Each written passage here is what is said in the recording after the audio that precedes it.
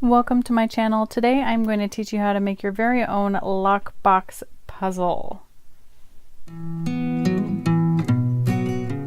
So you're going to want to collect a bunch of different kinds of locks. It's nice to have ones that have metal keys, numbers, letters, different kind of combinations. I'm actually using 2 suitcases because that's what I had. I didn't want to buy a whole bunch of things, but you see I've got 3 outer pockets and then the 2 inner pockets. So I'm just going to show you how to solve the particular one I did, the clues and the puzzles, and how I organized it. So in the first one, the only one that does not have a lock on it, so that's kind of the jumping off point, you make sure to inspect it thoroughly. And here I have a pencil, a Sudoku puzzle.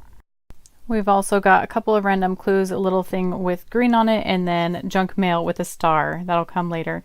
And here for the Sudoku, if you haven't done that before, it's just a number puzzle, and I highlighted the ones that would become the combination. And with that, they find 4 numbers. So looking at all the locks that are available, there's only one here that has numbers. So they're just going to be plugging in those 4 numbers. And with this particular lock, I got it on Wish, and you don't have to enter it in a certain order, so that's kind of nice.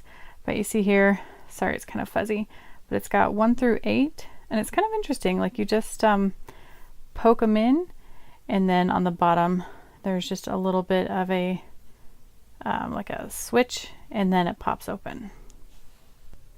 So once you open this up, then you're going to be going to the next pocket, which actually only has 1 thing in it, just going 1 step at a time, and this has a story. So reading it through, it was a little more complicated than I meant it to be, but it's a play on words and giving directions. So I use this directional lock here, and you can go up, down, left, right. So my story, Agnes needed to pick up some tape at the store. She left her house, yada yada yada. So left, right. I really only did left and right, and the tricky thing was I accidentally did some ups and rights that I didn't mean to, but I did designate with capitals. And the thing at the end, the customer is always right. So it was the customer's actions that dictated the code, not the cashier's, which was kind of maybe the tricky part to that. So I had to give a little bit of a hint, I think, when they were doing this. But either way, we got the lock off. It's a pretty cool lock.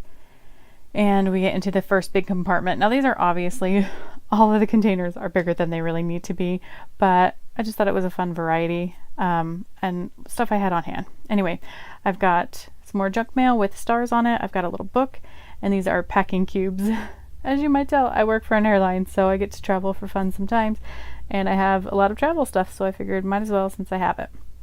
Another packing cube that is locked up, and then just making sure that there's no keys or anything hanging out in there. That's empty. The only other thing here is a lockbox, which is locked up. So aside from the little envelope that we're keeping aside, the only new thing is this book.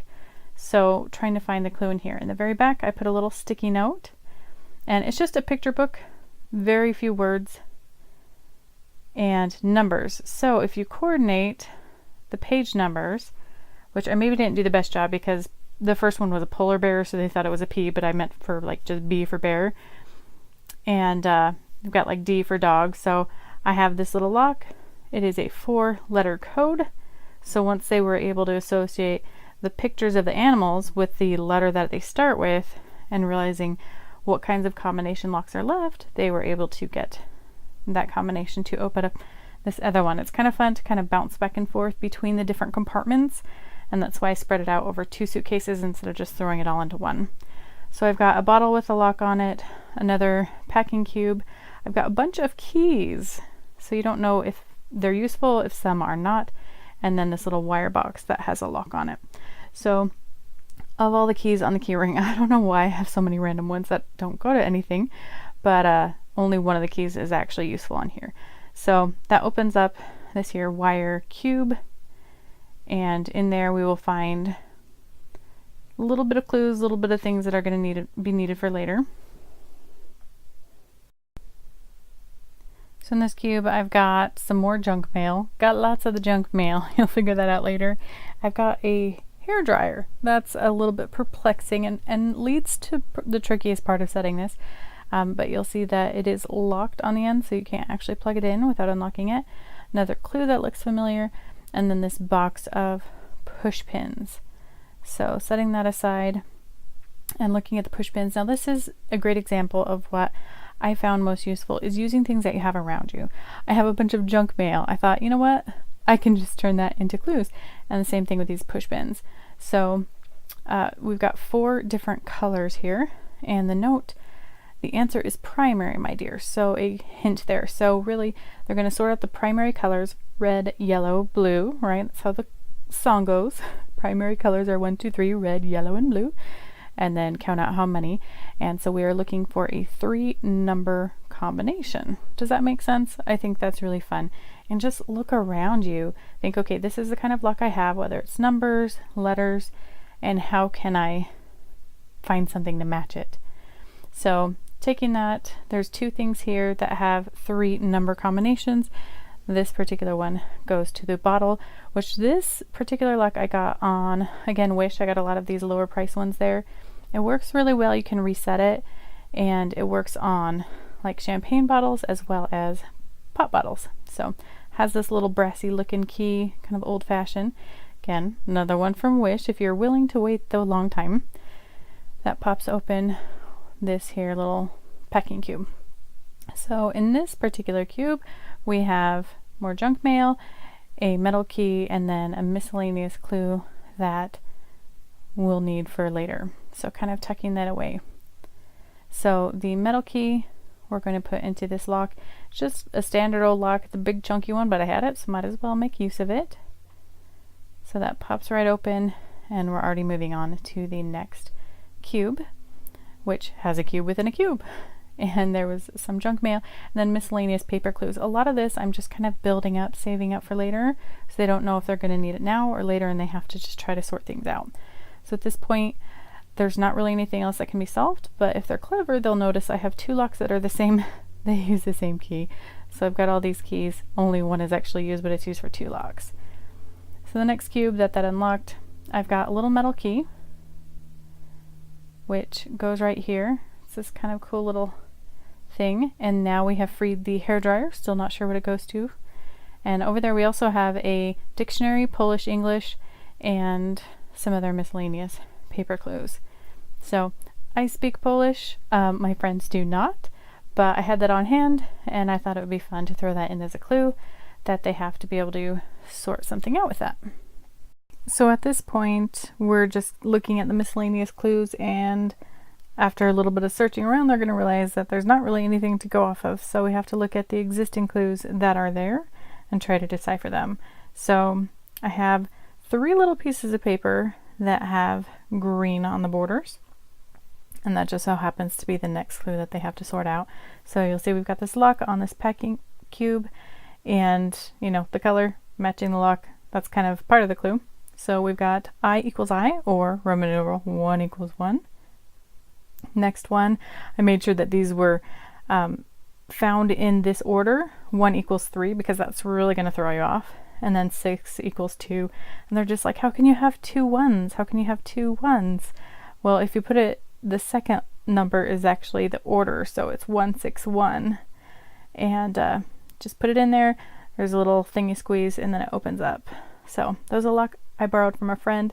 She's done the lock boxes and introduced me to escape rooms, which are so fun. Anyway, in this cube we have some kind of a flashlight, more paper clues, and a lock or a key that goes to the lockbox. So more miscellaneous paper clues that I'm just kind of collecting. And then in here, you won't see it now, but this was a frozen chunk of ice. You do have to do some experimenting. How long is it going to sit in there to thaw?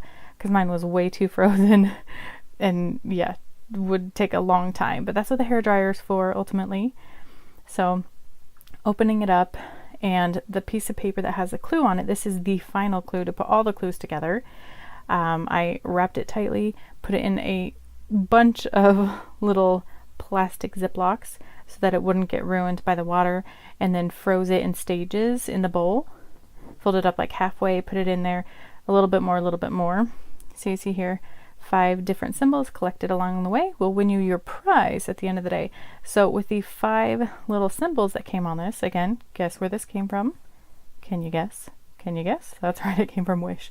So this came preset with these supposedly Chinese symbols, Asian symbols of some sort, and each of these is going to be put together from all of the clues that we have been collecting.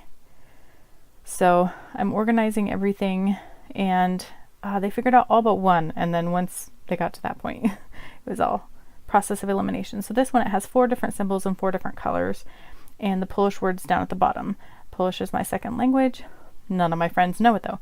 Lucky for them, I gave them a Polish dictionary, Polish English dictionary, because I told them no cell phones, so they couldn't look it up there. So looking up the words, we've got niebieski I żółty. So niebieski is blue, żółty is yellow. I just means and so that means the green, actually, to throw them off, right? If you're going to combine them, you're looking for the green symbol. Moving on to this one, I took sheet protectors with an iron and paper, ironed them together so they'd be a little bit thicker, and then cut a little notch off of the end, making sure they were all even. See, they don't line up quite the right way, so you know to manipulate them so all the notches and all the sheets match perfectly. And once you layer them, you get to see the whole symbol on there come together, and that is going to be one of the parts to the key. And then there's a number on these. You'll see that there when you put them all together. So this is the one that they didn't figure out. I had to leave for something, so I couldn't give them any clues, and I could have done better, but either way, I made this maze. You can see what the solution was. They got that part, but they didn't understand what to do with a mirror. So this particular symbol was what's the word? It's, you know, it's half and half. Can't remember the word. Anyway, so I should have put a little clue here about where to put the mirror, and then they could have seen what the symbol was. So this one just took 4 pieces of paper, cut it up. These are the 4 symbols that are on that little ring, and they had to figure out what to do with that. I'll show you a little bit later. So right here I have all of the junk mail. So random, but you know what? I had it, and it's kind of the random things that are kind of fun, I think. So this is actually a black light that I have, and I did not have black light pens, though they do make them. I used lemon juice. You can see here it didn't look like that at the beginning, but it turns out that this one mailer was the only kind that really retained the lemon juice very well to be able to show the symbol. I tried on the others, and this was the only one that really worked well. So you get the clue there. In the light of my lights, it looks like it's shiny, but in real life you really couldn't tell that there was anything on there. So this is the last lock to get to the prize. It has 5 symbols, and between all of the clues that we're about to go through, the last little bits here that I've shown you, that's how you open it up. So I'm just going to show you a little bit more here. Take the clue, and then these each have numbers to them, so that tells you the order. So 16, right? That gives you that first little one. Next one is 18. If you'll remember, those see-through ones had 18 on them. Next one is, again, the mirror image. That's what it was. This one, again, pulling out the black light to remember and take a look at the symbol. This one was a little tight to try to unlock. Like, it was probably the trickiest of the locks to actually maneuver. So last one being 5, that's the symbol. All of those are incorporated on that ring, but we just use that one. So in the end, you go ahead and you pop it open, and you have your prize. In this little pocket, you could put candy, dollar bills. I did little journals and stickers.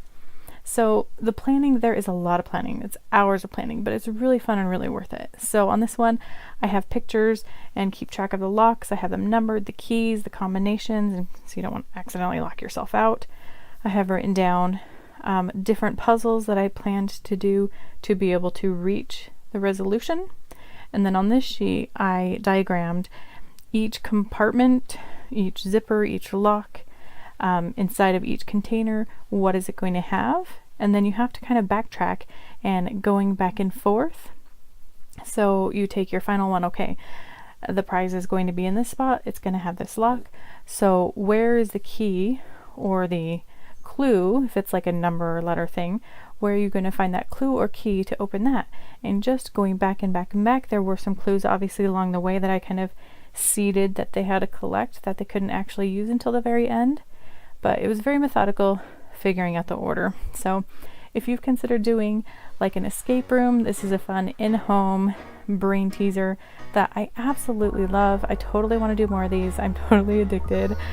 Give this a thumbs up if you think you would like to try it.